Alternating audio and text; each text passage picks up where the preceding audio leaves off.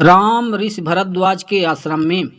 जब निषाद राज ने वापस गंगा के उस पार चले गए, तब राम ने लक्ष्मण से कहा, हे सौमित्र, अब हम सामने के फैले हुए इस निर्जन वन में प्रवेश करेंगे।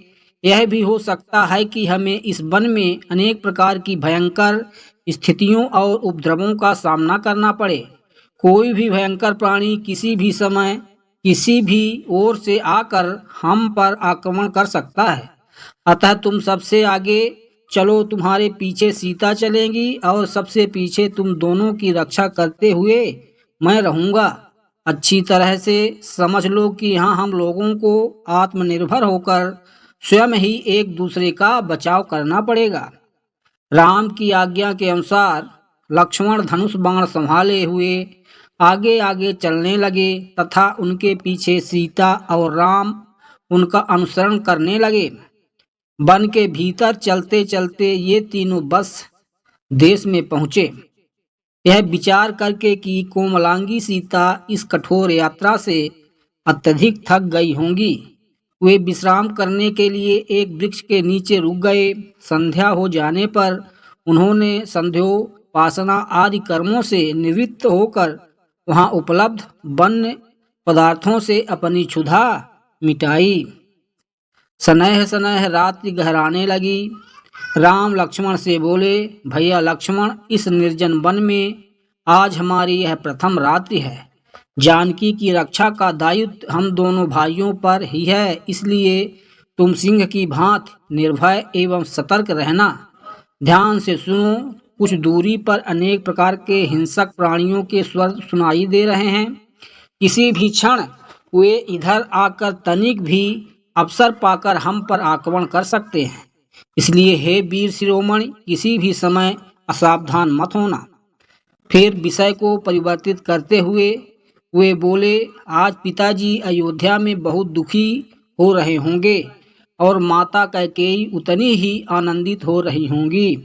अपने पुत्र को सिंहासनारूढ़ करने के लिए कैकेयी कुछ भी कर सकती हैं। रह रहकर मेरे मन में एक आशंका उठती है कि कहीं वे पिताजी के भी प्राण छल से ना ले लें। धर्म से पतित और लोभ के वशीभूत हुआ मनुष्य भला क्या कुछ नहीं कर सकता।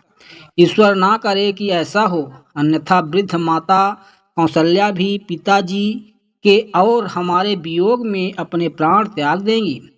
इस अन्याय को देखकर मेरे हृदय में अवर्णनीय वेदना होती है। जी चाहता है कि इन निरीह वृद्ध प्राणियों के जीवन की रक्षा के लिए संपूर्ण अयोध्यापुरी को बाणों से बेध दूं, किंतु मेरा धर्म मुझे ऐसा करने से रोकता है।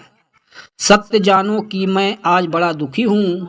ऐसा कहते कहते राम का कंठ अवरुद्ध हो गया और वे चुप होकर अश्रुपूरित नेत्रों से पृथ्वी की ओर देखने लगे।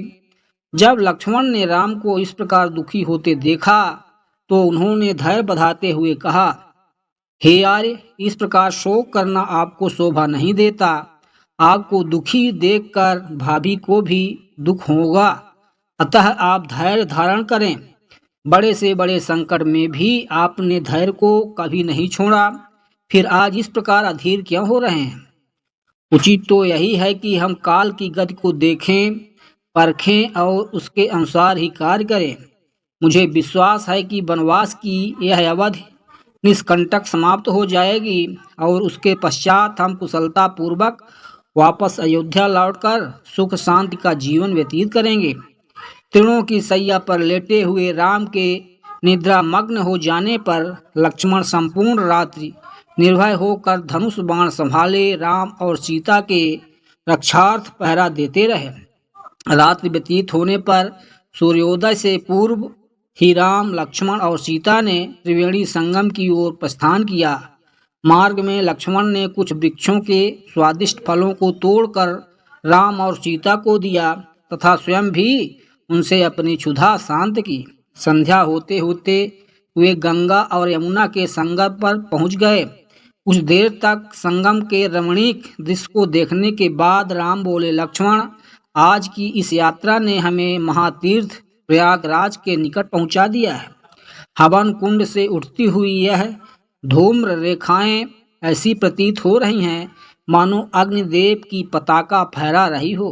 हवन के इस धुएं की स्वास्थ्यवर्धक सुगंध से संपूर्ण वायुमंडल आपूरित हो रहा है। मुझे ऐसा प्रतीत होता है कि हम महर्षि भरद्वाज के आश्रम के आसपास पहुंच चुके हैं। संगम की उस पवित्र स्थली में गंगा और यमुना दोनों ही नदियां कल कल नाद करती हुई प्रवाहित हो रही थीं। निकट ही महर्षि भरद्वाज का आश्रम था। आश्रम के भीतर पहुंचकर राम ने भरद्वाज मुनि का अभिवादन किया और कहा, हे महामुनि, अयोध्यापति महाराज दशरथ के पुत्र राम और लक्ष्मण आपको सादर प्रणाम करते हैं। भगवान पिता की आज्ञा से मैं 14 वर्ष पर्यंत वन में निवास करने आया हूँ। ये मेरे अनुज लक्ष्मण तथा मेरी पत्नी मिथिलापति जनक की पुत्री सीता है। उनका हार्दिक सत्कार करने तथा बैठने के लिए आसन देने के पश्चात मुनि भरद्वाज ने उनके स्नान आदि की व्यवस्था किया और उनके भोजन के लिए अनेक प्रकार के फल दिए। फिर ऋषि भरद्वाज बोले, मुझे ज्ञात हो चुका है कि महाराज दशरथ ने निरपराध तुम्हें वनवास दिया है और तुमने मर्यादा की रक्षा के लिए उसे सहर्ष स्वीकार किया है। तुम लोग 14 वर्ष तक मेरे इसी आश्रम में निश्चिंत होकर रह सकते हो। यह स्थान अत्यंत रमणीक भी है। राम ने कहा, निसंदेह आपका स्थान अत्यंत मनोरम एवं सुखद है, परंतु मैं यहाँ निवास नहीं करना चाहता, क्योंकि आपका आश्रम अपनी गरिमा के कारण दूर दूर तक विख्यात है। मेरे यहाँ निवास करने की सूचना अवश्य ही अयोध्या वासियों को मिल जाएगी और उनका यहाँ तांता लग जाएगा। इस प्रकार हमारे तपस्वी धर्म में बाधा पड़ेगी, आपको भी इससे असुविधा होगी। अतएव आप कृपा करके हमें कोई अन्य स्थान के विषय में बताइए जो एकांत में हो और जहाँ सीता का मन भी लगा रहे। राम के तर्कयुक्त वचनों को सुनकर ऋषि भरद्वाज ने कहा, यदि तुम्हारा ऐसा ही विचार है तो तुम चित्रकूट में जाकर निवास कर सकते हो, जो कि यहाँ से 10 कोस की दूरी पर है। और उस पर्वत पर अनेक ऋषि मुनि तथा तपस्वी अपनी कुटिया बनाकर तपस्या करते हैं। वह स्थान रमणीक है ही और फिर बानर, लंगूर आदि ने उसकी शोभा को द्विगुणित कर दिया है।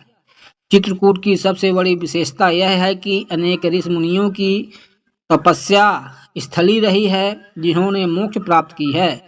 महर्षि भरद्वाज ने उन्हें उस प्रदेश के विषय में और भी अनेकों ज्ञातव्य बातें बताई।